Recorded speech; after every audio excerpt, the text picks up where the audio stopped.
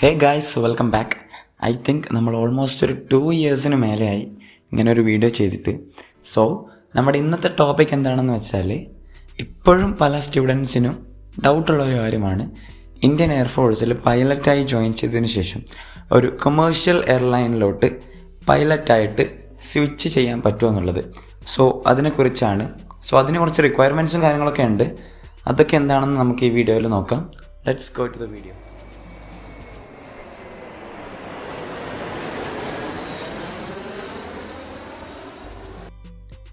Okay, first of all the answer is yes. എയർഫോഴ്സിൽ പൈലറ്റായിട്ട് work ചെയ്തതിന് ശേഷം ഒരു കൊമേഴ്ഷ്യൽ എയർലൈനിൽ പൈലറ്റായിട്ട് വർക്ക് ചെയ്യാൻ വേണ്ടിയിട്ട് പറ്റും. അതിന് കുറച്ച് റിക്വയർമെൻറ്റ്സ് ഉണ്ട്. അതേതൊക്കെയാണെന്ന് നോക്കാം. സോ എയർഫോഴ്സിൽ ജോയിൻ ചെയ്യാൻ വേണ്ടിയിട്ട് 2 ടൈപ്സ് ഓഫ് എൻട്രീസ് ആണ് ഉള്ളത്. അതിലൊന്ന് +2 കഴിഞ്ഞ സ്റ്റുഡൻസിനാണ് NDA national defence academy exam. മറ്റൊന്ന് ഡിഗ്രി ഗ്രാജുവേറ്റ്സിനുള്ളതാണ്, air force common admission test, FCAT എന്ന് പറയും. സോ ഈ 2 എൻട്രീസ് ആണുള്ളത്. ഇനി എയർഫോഴ്സിൽ ജോയിൻ ചെയ്യുന്ന സമയത്ത് ഇതുപോലെ തന്നെ 2 ടൈപ്സ് ഓഫ് കമ്മീഷൻസ് ഉണ്ട്.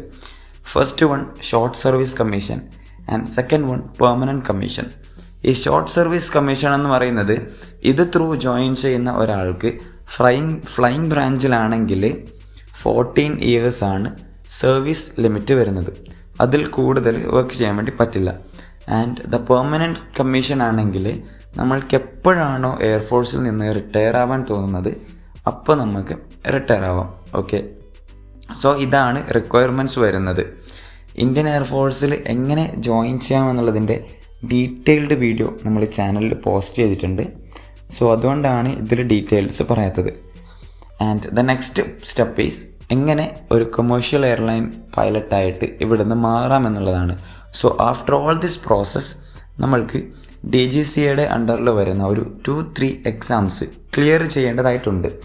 ഈ എക്സാംസ് ക്ലിയർ ചെയ്താൽ നമ്മൾക്ക് കൊമേഴ്ഷ്യൽ പൈലറ്റ് ലൈസൻസിന് അപ്ലൈ ചെയ്യാൻ വേണ്ടിയിട്ട്, after getting the commercial pilot licence നമ്മൾക്ക് ഇന്ത്യയിലാണെങ്കിലും എബ്രോഡ് ആണെങ്കിലും ഏതൊരു എയർലൈൻസിൽ വേണമെങ്കിലും ജോബിന് അപ്ലൈ ചെയ്യാവുന്നതാണ്.